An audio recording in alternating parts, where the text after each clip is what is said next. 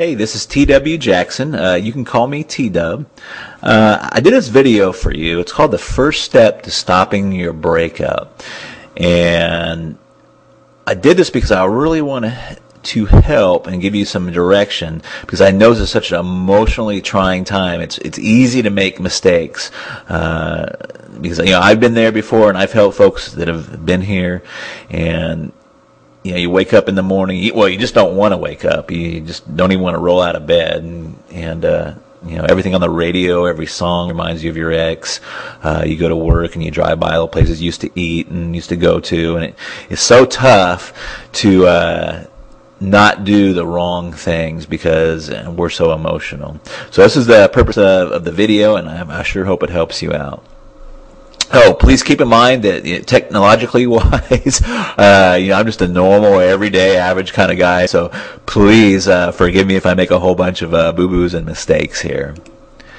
The very first thing, you may be past this point, but you don't want to panic. It's the very worst thing you can do. If you've already panicked in that, we're going to talk about that here in a minute. When you completely flip out and have an emotional breakdown, it only confirms their decision to break up with you. And of course, it pushes them farther away. If you're being clingy, if you're just demanding they spend more time with you, you're demanding they talk with you about this, it just pushes them farther away. Now, here's some signs of panic. If you've done this or had this done to you, you'll immediately recognize it. I call it text message terrorism.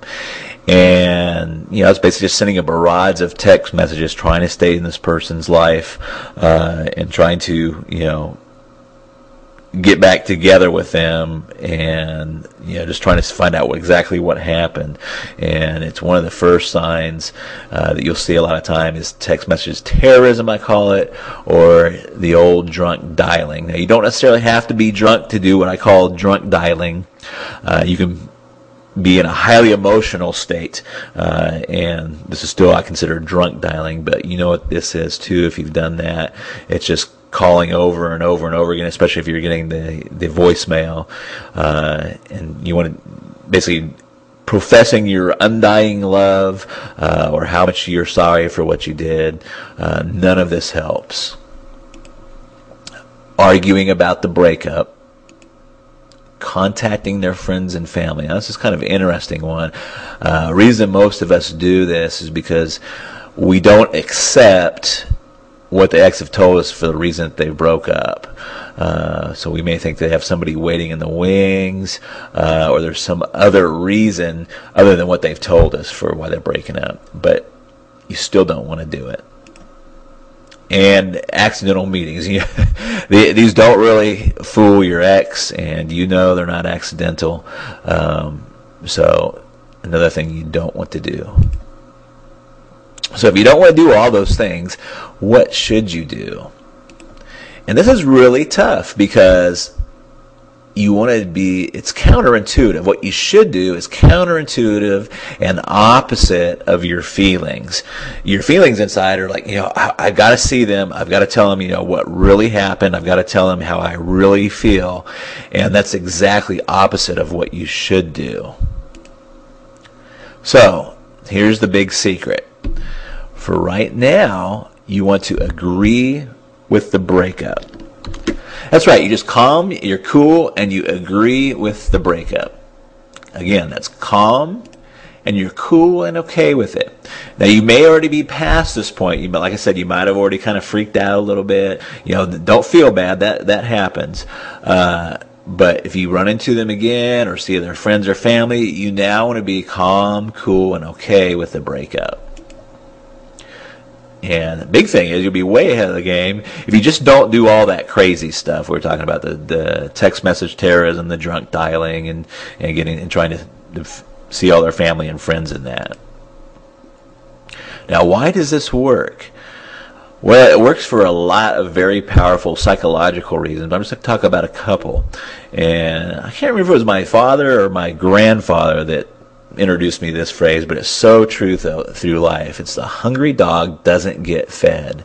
If you just imagine for a moment, you hear some scratching on your front door, and you open the door, and it's some mangy dog with his ribs sticking out, and he's you can tell he's starving to death. But your first instinct is to get him out, to get him away from your doorstep. Now, if you open that door and, it's a well-groomed dog, you tell he's fed, he's got a collar, he belongs to somebody, and you treat that dog a lot better than you treat the dog that's, kind of showed up on your doorstep hungry, if you will. Now, their main psychological reason, and please burn this into your head or memory, write it down, is people want what they can't have. This is so true. Whether it's jobs, when is it hardest to get a job? When you don't have a job. It's easy to get a job when you already have one. The same is true with money and credit. They loan money to people that don't need the money all the time. When you have no credit, it's almost impossible to get any credit.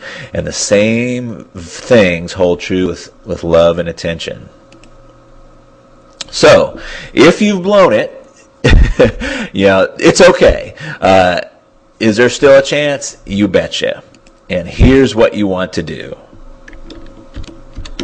You just want to write a short note and include these things. Don't add to it and don't take away from it. But you want to let them know you're okay with the breakup now.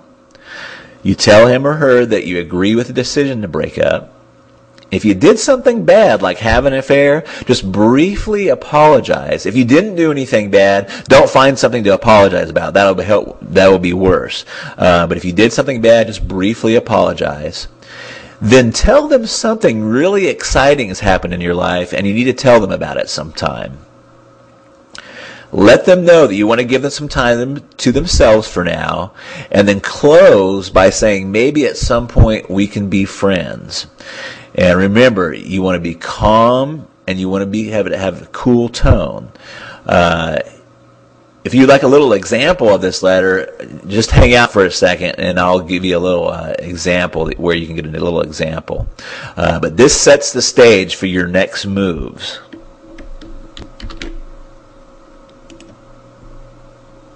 Now, if you'd like to learn more, I really debated over this because for a couple of reasons. These are very controversial tactics, and some have called these mind control, and I've not very often because I'm usually helping people that want to get back with their exes, but it makes me very leery, and I thought for a long time before I actually released some of this information because I don't know who is exactly is going to be getting this.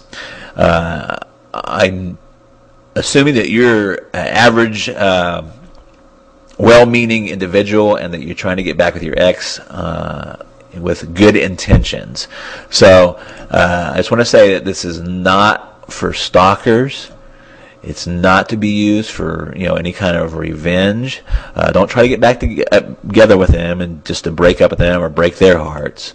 And I'm just going to throw a blanket out there. It's not for cuckoos, crazies, or weirdos.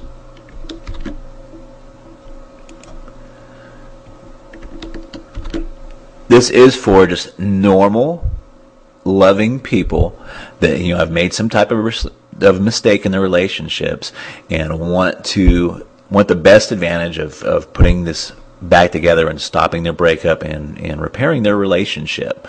So if you'd like to learn more, just simply click the blue link below, or there may be a blue link to the right of this video. And I'll also have a little sample letter for you like I've showed you previously. So I hope this video has helped you, and I look forward to seeing you and rapping with you down the road. Talk to you later. Bye-bye.